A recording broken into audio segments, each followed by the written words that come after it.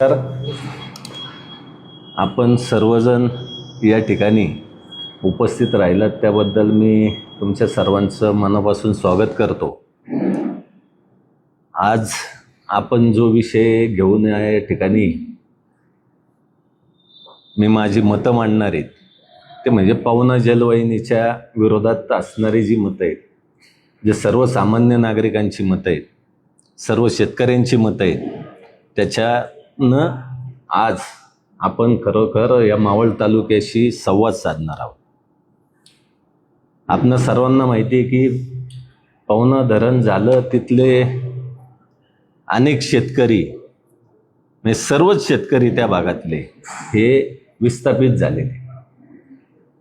आजही 60 वर्ष झाले तरी त्यांचा कुठलाच प्रश्न मार्गी लागलेला नाहीये, सुटलेला नाहीये. आजही ती लोक जात्यामध्ये आहेत, ती भरडली जातात ते, आणि आजही त्यांचा आक्रोश मोठ्या प्रमाणावरती आपणाला ऐकायला मिळतोय. त्यांच्या मूलभूत गरजा सुद्धा आजही पूर्ण होत नाहीये, ही वस्तुस्थिती आहे. आज त्यांचं पुनर्वसनाचा तर विषय मागच पडलेला आहे असं दिसतंय. त्यांच्या बाबतीत जर बोलायचं झालं तर आज त्यांच्या थडग्यावरती आज पिंपरी चिंचवड महापालिकेची इमारत उभी आहे असं म्हणलं तरी वावगं ठरणार नाहीये. जल आहे तो कल आहे असं म्हणलं जातं, आणि हे जल देण्याचं काम मावळ तालुक्यांनी केलंय, आणि त्याच्याच आधारे आज पिंपरी चिंचवड महापालिका आशिया खंडातली 1 नंबरची महापालिका झाली. पाणी असेल तर सगळ्या काही गोष्टी शक्य होतात. मूलभूत प्रश्न हा पाण्याचाच आहे. आज आमच्या शेतकऱ्यांनी तिथं गाडून घेतलं त्या धरणामध्ये, म्हणून आज पिंपरी चिंचवड महापालिकेचा विकासाचा आलेख हा दिवसेंदिवस उंचावत चाललेला आहे. आज मुख्यमंत्री साहेबांसोबत ज्या वेळेस मीटिंग झाली, तालुक्यातले नेते होते आणि पिंपरी चिंचवडचे नेते आयुक्त होते, त्यावेळेस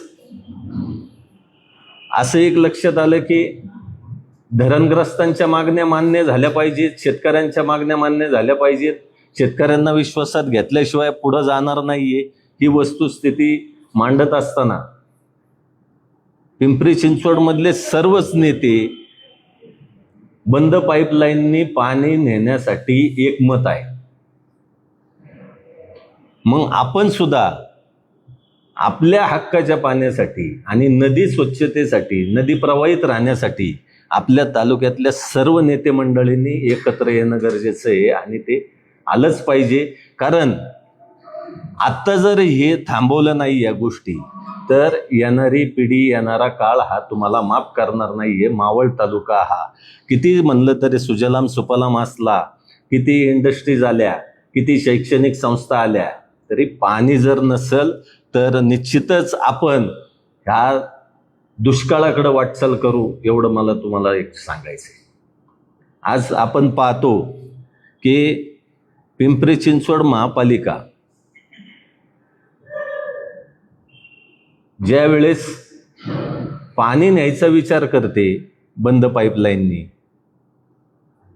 त्यावेळेस त्यांनी स्वतःच्या पिंपरी चिंचवड महापालिकेमध्ये काय चाललंय हे अजिबात त्यांचं लक्ष नाहीये. दुर्दैव आहे आपलं, आपण त्याच्याकडेही लक्ष देत नाहीये. कारण माझ्याकडे काही पेपरच्या बातम्या आहेत, तिथल्याच काही नागरिकांनी, काही पत्रकार बांधवांनी मला पाठवलेल्या आहेत, त्या तुम्हाला मी दाखवतो. आता हा सकाळ पिंपरी चिंचवड आहे, ह्याच्यामध्ये एक बातमी की वॉटर ऑडिट अत्यावश्यक, शहरातील 40% गळती आटोक्यात आणल्यास पाणी प्रश्न सुटणार. ही बातमी आपल्या तालुक्यातल्या पत्रकारांनी नाही लावलेली, पिंपरी चिंचवडच्याच पत्रकारांनी लावलेली आहे. आणि त्याच्यामध्ये स्पष्ट लिहिलेलं आहे की एकूण पाणी उचलतात 600 MLD पाणी पवनातनं उचलता तुम्ही रावेत बंधाऱ्यावरनं, परंतु त्याच्यातले 40% ही पाणी चोरी आणि गळती, आणि 40% म्हणजे जवळपास 240 MLD पाणी चोरीन गळती आहे. त्याच्यावरती कंट्रोल नाहीये. आयुक्त साहेब तुम्ही करताय काय? दुसरा पेपर आहे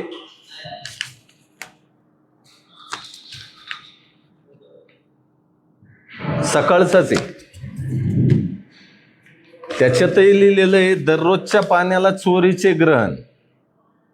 म्हणजे हे वास्तव त्यांनी मांडलेलं आहे. चोरी होती, पाणी गळती होती, सगळं मान्य आहे, पण त्यांना बंद पाईपलाईनने पाणी न्यायचंय. इथून पाणी नेणार तिथपर्यंत रावेतच्या बंधाऱ्यापर्यंत, निगडीपर्यंत.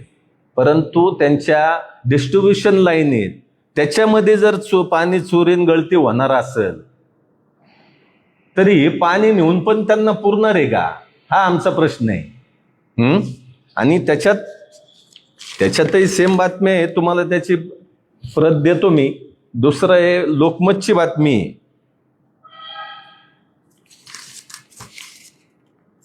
त्याच्यातही बातमी अशी आहे, पाहुणा भरूनही उपयोग शून्य, दररोज पाणी मिळणार केव्हा. आणि त्यांनी सुद्धा याच्यावरतीच फोकस केलेला आहे की 35 ते 40% पाण्याची चोरी आणि गळती. बरं, त्या मावळ तालुक्यातनं या बातम्या लावल्या गेल्यात का, तर नाहीये. बातम्या तिथलीच जे पत्रकार बांधव आहेत ते वस्तुस्थिती मांडतात आहे, आणि त्या ठिकाणी आपल्यासाठी त्या चांगल्या गोष्टीचा विषय आहे. याची सर्वाची प्रत देतो. तुम्हाला हे सांगायचंय की एवढे पाणी चोरीन गळती आहे. आज त्या पेपरच्या माध्यमातून सुद्धा मी तुम्हाला एक सांगतो की त्यांनी मुळशी धरणातही मागणी केलेली, आम्हाला 7.5 TMC पाणी मिळावं म्हणून राज्य सरकारकडे मागणी केलेली आहे.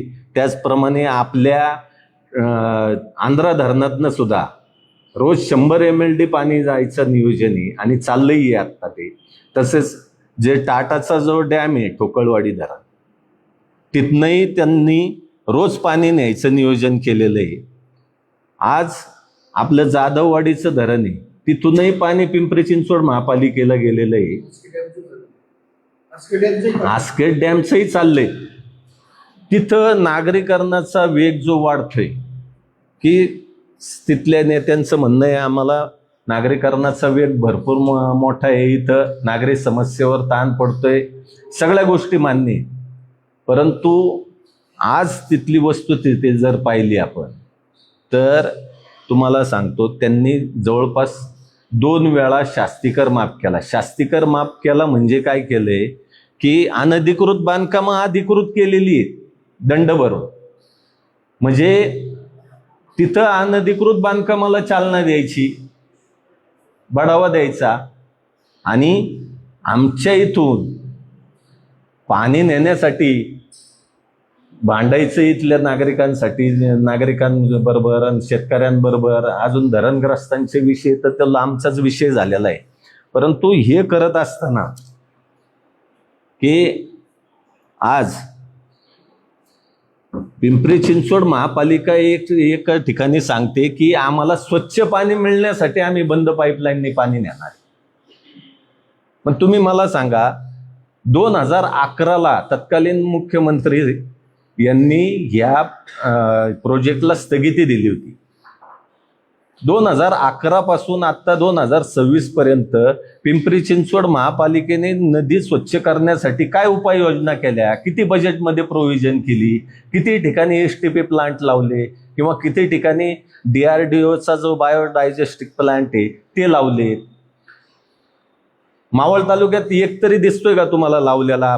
दोन्ही नद्यांचा विषय घ्या तुम्ही, इंद्रायणी असेल पावना असेल, दोन्ही नद्यांवरती एकही रुपये त्यांनी पाणी नदी स्वच्छतेसाठी केलेला नाहीये. आणि वरती परत वरडायचं की आम्हाला स्वच्छ पाणी मिळत नाही म्हणून आम्हाला बंद जलवाहिनीने पाणी न्यायचं. तुम्ही मला दाखवून द्या पिंपरी चिंचवड महापालिका हद्दीमध्ये जे पाणी वापरून त्या नदीतच जाते, दूषित होऊन जाते, ते पाणी रियूज करून ते वापरण्यात आल्याचं कुठलं तरी एक तरी उदाहरण तुम्ही दाखवा मला. आज मला गडकरी साहेबांचं एक भाषण आठवते. त्यांनी सांगितलं होतं कुठंतरी की नागपूर महापालिका पाणी पुनर्वापर करून जवळपास 350 कोटी रुपये वर्षाला कमवते. मग पिंपरी चिंचवड महापालिकेचे कुठे पुनर्वापर यंत्रणा? आणि तुम्हाला सांगतो की पवना नदी ही प्रवाहित कुठपर्यंत होती? फक्त रावेत बंधाऱ्यापर्यंतच प्रवाहित आहे. त्यातला गौंजापर्यंत मावळचा भाग येतो. मावळामध्ये तुम्हालाही माहिती आहे की 1 रुपयाचं सुद्धा त्यांनी नदी स्वच्छतेसाठी काम केलेलं नाहीये गेल्या 15 वर्षामध्ये. आणि मी तुम्हाला जबाबदारीने एक गोष्ट सांगतो की गौंजाच्या पुढं ज्या वेळेस पिंपरी चिंचवड महापालिकेची हद्द चालू होती, त्याच्यामध्ये रावेत असेल, किवळे असेल, विकासनगर असेल, साईनगर असेल किंवा मामुर्डी असेल, देवरोडचा काही आपला भाग आहे, शिवाय ताथवडे पुनवळ्याचा काही भाग आहे, त्याचं सगळं दूषित पाणी हे नदीमध्ये येतंय. मग महानगरपालिकेचा एसटीपी प्लॅन्ट जो आहे महापालिकेचा, ते फुकट खर्च दाखवतात मेंटेनन्सचा, तो कार्यान्वित आहे का? तुम्ही पण हा प्रश्न विचारला पाहिजे. मी तुमच्या माध्यमातून त्यांना हा प्रश्न विचारतो. लोकांनी जागरूक राहिलं पाहिजे आपल्या पाण्याच्या हक्कासाठी. आज त्यांचं दूषित पाणी त्यांना प्यायला लागतंय, पण तुम्ही अख्खी बंद पाईपलाईन आज पवना धरण ते गौंजापर्यंत फक्त 28 किलोमीटरचा जो पाण्याचा प्रवाह आहे, नदीचा प्रवाह आहे, तो बंद करण्यासाठी तुम्ही आज जवळपास 1600 ते 1800 कोटी रुपये खर्च करणार आहे. माझ्या मिळालेल्या माहितीप्रमाणे जवळपास 550 ते 600 कोटीच्या ठेवी ते मोडणार आहेत. मग 28 किलोमीटर त्यांना जर नदी स्वच्छतेसाठी तुम्हाला वेळ नसेल आणि खर्च करायला तुमच्याकडे पैसा नसेल आणि इथं मावळ तालुक्याच्या हक्कावरती तुम्ही जर घालणार असेल, आमचं हक्काचं पाणी पळवणार असेल, ते आम्ही कदापि मान्य करणार नाही. दुसरा सगळ्यात महत्वाचा विषय, आज मी इथं बसणारे सर्व पत्रकार बंधू भगिनी आहेत, तुम्हालाही विचारतो एक प्रश्न आणि मावळ तालुक्याच्या माझ्या प्रत्येक महिला भगिनींना एक प्रश्न विचारू इच्छितो की तुमच्या घरामध्ये दरवर्षी 72,000 लिटर पाणी फ्री येतं का? म्हणजे महिन्याचं 6,000 लिटर पाणी फ्री येतं का? तुम्ही येस किंवा नो तुम्हीच सांगा. नाही येत. पिंपरी चिंचवड महापालिकेमध्ये प्रत्येक महिन्याला प्रत्येक घरटी 6,000 लिटर पाणी फ्री आहे.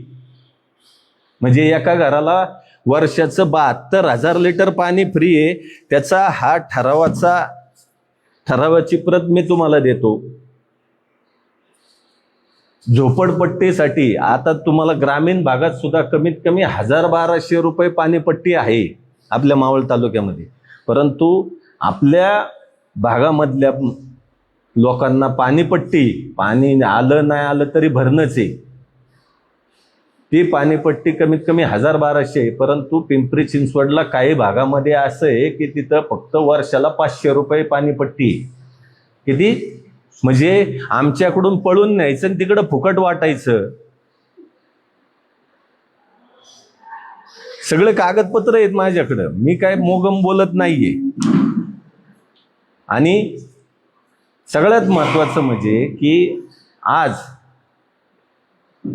तुम्ही सांगता की पिंपरी चिंचवड लोकसंख्या वाढीचा वेग जास्त आहे, तिथं पुण्यापेक्षा ग्रोथ जास्त आहे. अहो पण इथून पुढं मावळ तालुक्यात सुद्धा पिंपरी चिंचवडपेक्षा जास्त ग्रोथ होणार आहे पुढच्या 5 वर्षात, एवढं लक्षात ठेवा. कारण तुमचे तळेगाव MIDC टप्पा क्रमांक 1, 2, 3, 4, 5 झालेले. आज बौरची MIDCचा घाट राज्य सरकारने घातलेला आहे.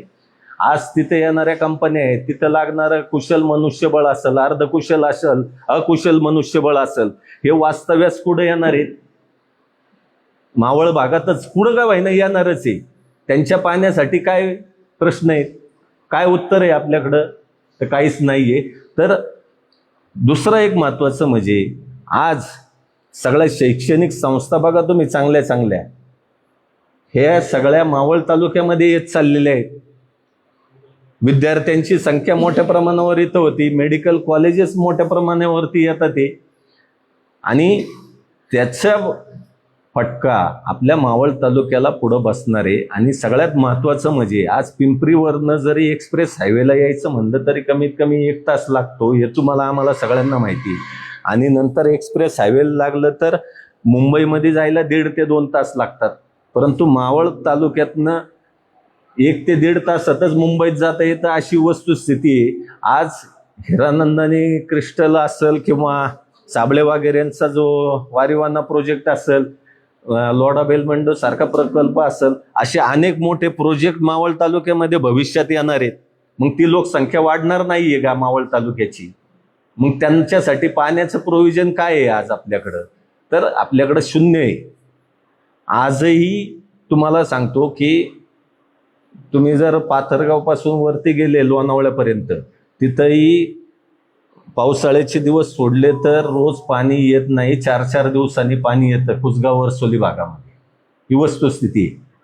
आज तळेगाव सारख्या ठिकाणी दोन्ही नद्यांचं पाणी उचलतोय, तळ्याचं पाणी उचलतोय. 35 MLD पाणी येऊन रोज सुद्धा तळेगावची ताण भागत नाहीये. लोकांना टँकरवरती अवलंबून राहावं लागतं. ही वस्तुस्थिती आहे. आज जाधववाडी धरणाचं पाणी गेल्यानंतर सुदोम्र, सुदवडी, जांभुडं इकडचे प्रश्न, पाण्याचे प्रश्न बिकट झाले. तिथं NDRFचा कॅम्प आहे, तिथंही उन्हाळ्यात पाणी पुरत नाही. CRPFचा आपल्या इथं कॅम्प आहे हायवेला, तिथंही पाण्याचं उन्हाळ्याच्या दिवसात वानवा होती. म्हणजे ह्या सगळ्या गोष्टीचा जर विचार केला तर आपल्या हक्काचं पाणी कुठे? आम्हाला 24/7 नकोय, परंतु आम्हाला कमीत कमी आम्हालाही स्वच्छ पाणी मिळालं पाहिजे. 1 तास मिळालं पाहिजे पुरेसं पाणी. आज तुम्ही मला सांगा, पिंपरी चिंचवड महापालिकेमध्ये कुठल्याही गृह प्रकल्पाला रेन हार्वेस्टिंग जो प्रकल्प आहे तो राबवला जातो का हो? मग त्या पाण्याचा वापर नसता का झाला? तुम्ही पाण्याचे पवना धरणावरचं अवलंबित्व कमी करण्यासाठी काय प्रयत्न केले आजपर्यंत? आणि तुम्हाला सांगतो, आत्ताच जर केवळ ही जी पाण्यासाठी जी लढाई होणार आहे किंवा चालू आहे, ही आता धरणग्रस्त पुरती मर्यादित राहणार नाही किंवा शेतकऱ्यांशी मर्यादित राहणार नाही, तर ही सर्वसामान्यांची जगण्याची लढाई झालेली आहे. आता तुम्ही येणारं संकट ओळखलं पाहिजे. कारण पाणी नसेल तर तुम्हाला काहीच नाही. आज तुम्हाला सांगतो की स्वर्गीय कृष्णरावजी भेगडे साहेब असतील, आदरणीय मदनजी बापना साहेब असतील, आदरणीय विदुराजी नवले साहेब असतील, यांनी माऊली भाऊ असतील, त्याच्यामध्ये बाप्पू अण्णा असतील, यांनी जो संत तुकाराम सहकारी साखर कारखाना ज्या वेळेस उभारला किंवा सुरू केला, मोठ्या प्रमाणावरती चालू होता, की हे बंद जलवाहिनीतनं पाणी गेल्यानंतर आज मावळ तालुक्यातली शेती कोलमडून जाणारे, लोकांचे रोजगार जाणारे, याचा विचार आपण करणार आहे का नाही? म्हणून माझी कळकळीची, आग्रहाची, नम्रतेची विनंती की नागरिकांनी जागरूक झालं पाहिजे. अनेक पर्यावरणवादी संस्था आहेत की त्यांनी सुद्धा मला फोन करून सांगितलं की नदी बंद करणं योग्य नाहीये. आज नैसर्गिक स्रोत तुम्हाला पिंपरी चिंचवड पर्यंत पाणी नेण्यासाठी आहे. मग हे 1600 ते 1800 कोटी रुपये बंद जलवाहिनीला खर्च करणार तुम्ही, हे कुणाची पोटं भरण्यासाठी करणार आहे? मी तुम्हाला वस्तुस्थिती मांडली. त्यांनी पाणी चोरी गळती याच्यावर लक्ष द्यावं, रेन हार्वेस्टिंगकडे लक्ष द्यावं. पवना नदीकाठच्या, इंद्रायणी नदीकाठच्या सर्व गावांना किंवा बाकीच्या ज्या कारखानदारी असेल MIDCला तुम्ही STP प्लॅन्ट तुम्ही खर्च केले पाहिजे. आज त्यांनी कुणाची न मागणी घेता, कुणाचंही न ऐकता जर पवना नदीवरती 2 केटीवेर बांधले महापालिकेने, आज ते केटीवेर मध्ये पाणी जर साठल्यानंतर अजून बांधायचं म्हणतात केटीवेर शेतकऱ्यांसाठी, पण ते केटीवेर बांधल्यानंतर पाणी अडवल्यानंतर आमच्या शेतकऱ्यांची ना पूररेषा बदलून जाणार आहे. हे तुम्ही वस्तुस्थिती लक्षात घेताय का? म्हणजे शेतकऱ्यांनी, मावळच्या शेतकऱ्यांनी पाण्यातच जायचंय, पुरामध्येच अडकायचं फक्त. ह्या सगळ्या गोष्टीचा विचार आपण करून पवना बंद जलवाहिनी ही रद्द झालीच पाहिजे. मी तशा आशयाचं पत्र सुद्धा तळेगावचे नगराध्यक्ष संतोषजी दाभाडे असतील, उपनगराध्यक्ष गणेशजी काकडे असेल यांनाही दिले पत्र की तुम्ही एक विशेष सभा बोलून त्याच्यामध्ये तो ठराव पारित केला पाहिजे. आज आपण गेले 50-60 वर्ष पवनेचंच पाणी पित होतो.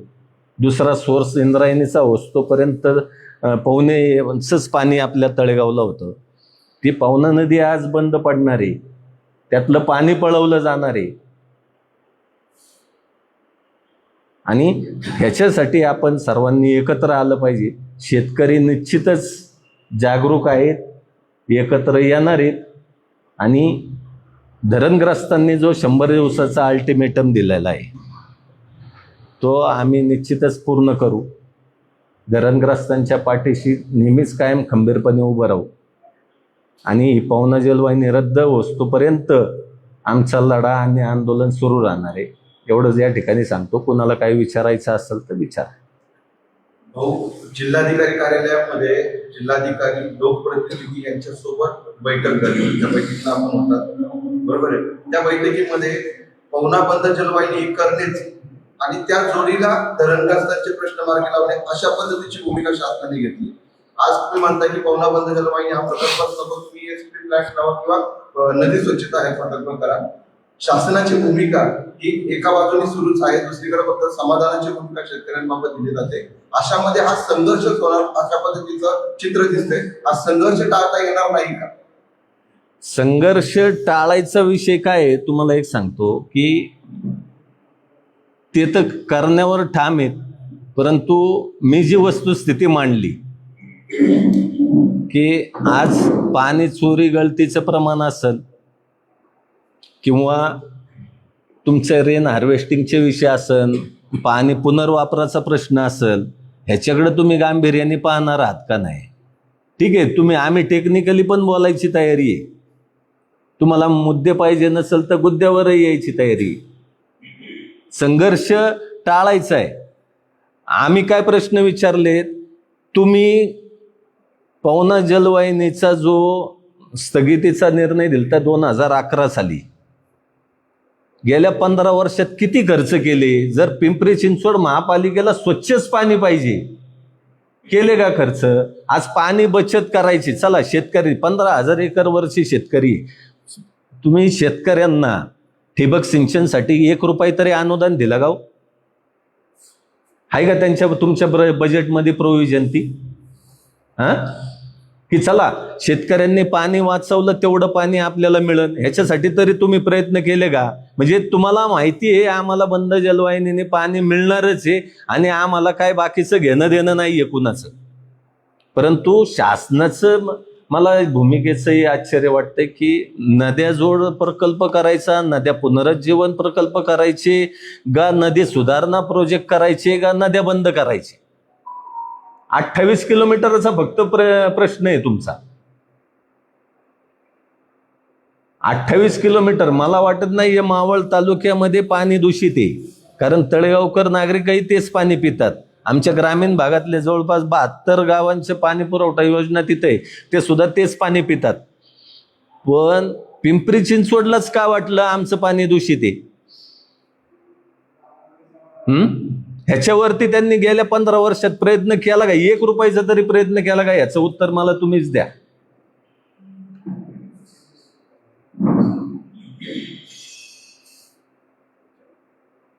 विचार.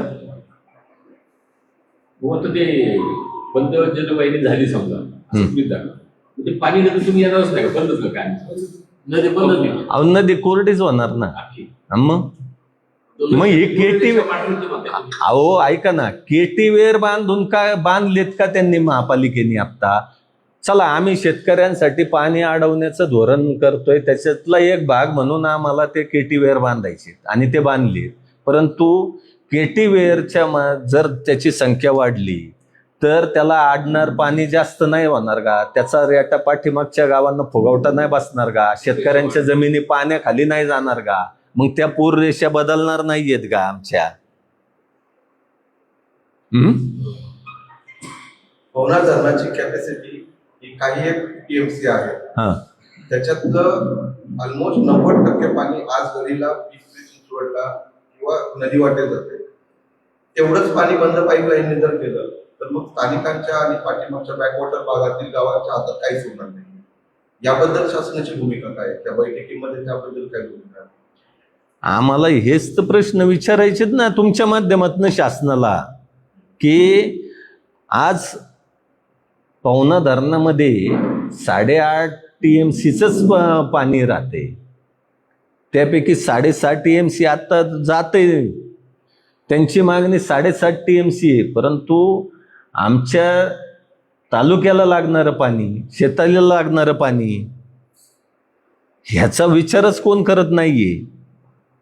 आणि सगळ्यात महत्त्वाचं म्हणजे आज तुम्ही विचार करा की पिंपरी चिंचवड महापालिका म्हणजे आशिया खंडातली सगळ्यात मोठी महापालिका म्हणलं जायचं, पण आज इरिगेशन डिपार्टमेंटला माझ्या माहितीप्रमाणे जवळपास 100 कोटी रुपये थकलेत.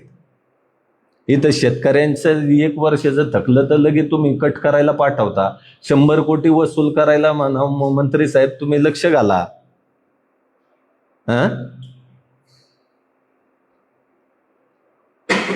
शेतकऱ्यांची आता यापुढे भूमिका काय असणार आहे? बंद जलवाहिनी रद्द झाली पाहिजे. कायमस्वरूपी रद्द होण्यासाठी पुढे काय करायचं? तुमच्या माध्यमातनं आता मी मगाशीच सांगितले, आता धरणग्रस्तांचा विषय, शेतकऱ्यांचा विषय तुम्ही जर टाळून हे जर करणार असाल तर हे जनता हे कधी सहन करणार नाहीये, एवढं लक्षात घ्या. आणि जनतेतनं हा उठाव नक्कीच होईल की तुम्ही नदी बंद करायचं कारण सांगा.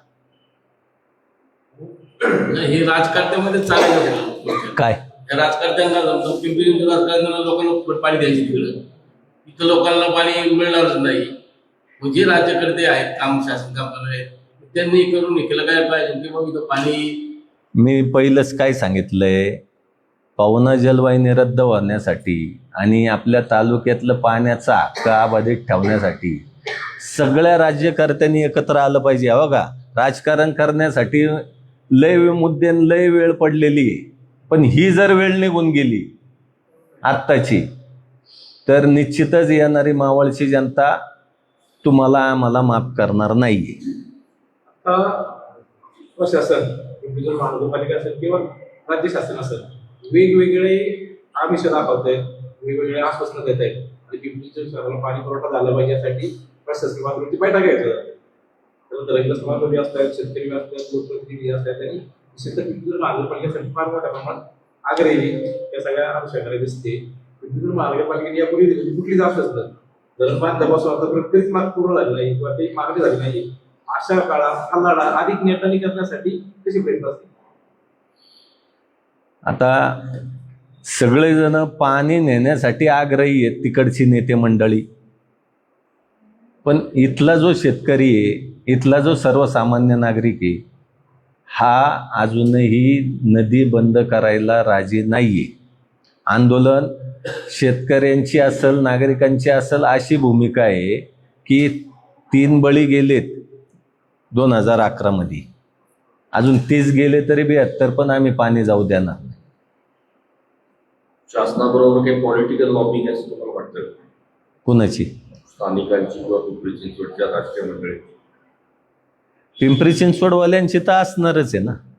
स्थानिक मावळातल्या नेत्यांचं नाही सांगता यायचं, पण आम्ही सगळ्यांनी एकत्र आलं पाहिजे. आवाहन करतात सर्वांनी नक्कीच. पाणी राजकारण नंतर करू, पहिलं पाणी वाचू. सर्वात जास्त आहे की जसं आता आपण बोलले पिंपरी चिंचवडचे सगळे नेते एका बिंदूवर महापौर झाले, आमदार झाले, बंद पाईपलाईनसाठी सगळे आग्रही आहेत. तसे मावळ तालुक्यातील नेत्यांनी एकत्र यायला पाहिजे का बंद पाईपलाईन पूर्ण? मग सांगितलं की म्हणजे एकत्र नाही आहेत का? नाही म्हणजे एकत्र नाही. ऐकून घ्या, मुद्दा काय आहे, एकत्र नाही आहेत का असं नाहीये. जो तो आपापल्या पद्धतीने प्रयत्न करतोय हे पवना जलवाहिनी रद्द होण्यासाठी, पण एकत्र आलं तर त्याचं फळ लवकर आणि चांगलं भेटेल असं मला म्हणायचं. नाही भाऊ, तुम्ही बोलले की पिंपरी चिंचवडचं एकमत आहे. अहो पण मी काय इथं काय सांगितलंय, इथं वैयक्तिक प्रयत्न चालू आहे. ठीक आहे, जो तो आपापल्या पद्धतीने प्रयत्न करतोय. कारण की पिंपरी चिंचवड पवना डॅम आमचं होतं. त्यामुळे पहिला हप्ता आमचा आहे. नाही मावळ मग नाही पिंपरी चिंचवडवाले म्हणतात ते की पवना डॅम आमचाच आहे, पाणी तुमचं आहे, तुम्हाला पाणी दिलं पाहिजे.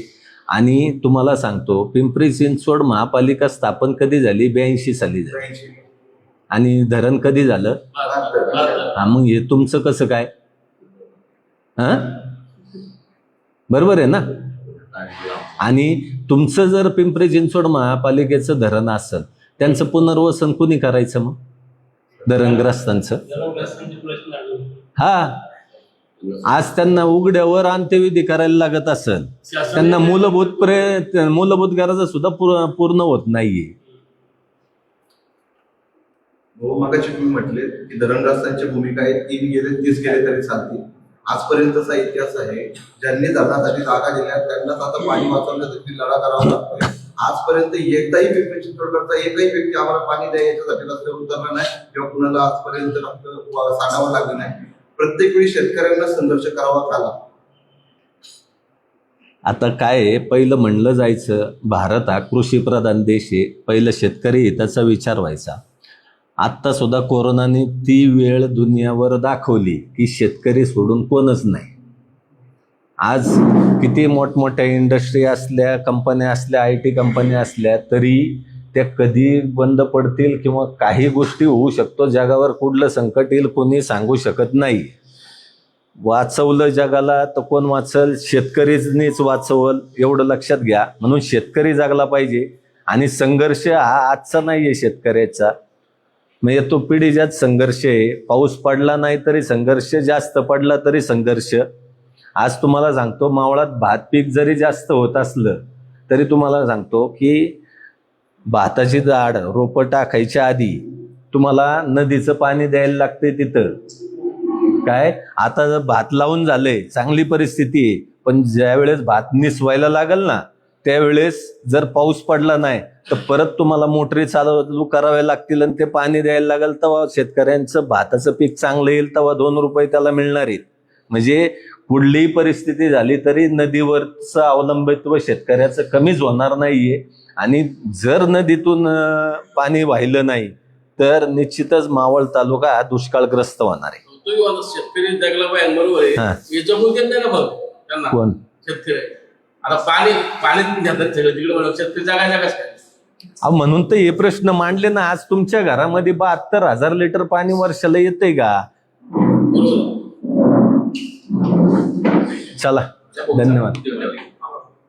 बरं, हे घ्या तुम्ही. स्कॅन करून पाठवा.